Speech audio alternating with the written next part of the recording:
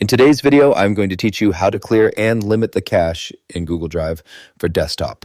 Fix today here, let's begin. First, click the Google Drive icon in your system tray on Windows or the menu bar on Mac to open Google Drive for desktop. Next, click the Settings gear icon and select Preferences. Inside the Preferences window, click the Settings gear icon again in the top right corner. Scroll down until you reach the Offline Files or Local Cache Files directory section. Highlight the file directory path shown there and press Ctrl+C on your keyboard to copy it.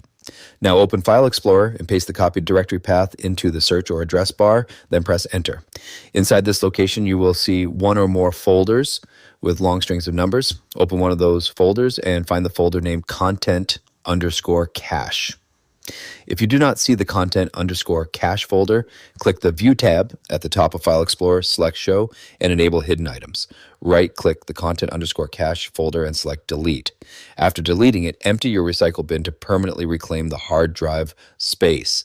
Next, restart Google Drive from your Start menu. The application will automatically recreate a new empty cache folder.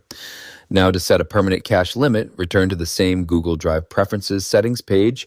Look for the option labeled Limit Cache Size. Check the box and enter the maximum amount of storage in gigabytes that you want Google Drive to use on your hard drive. Click Save.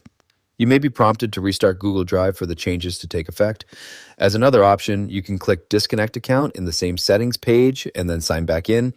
This will also force the app to purge the local cache folder.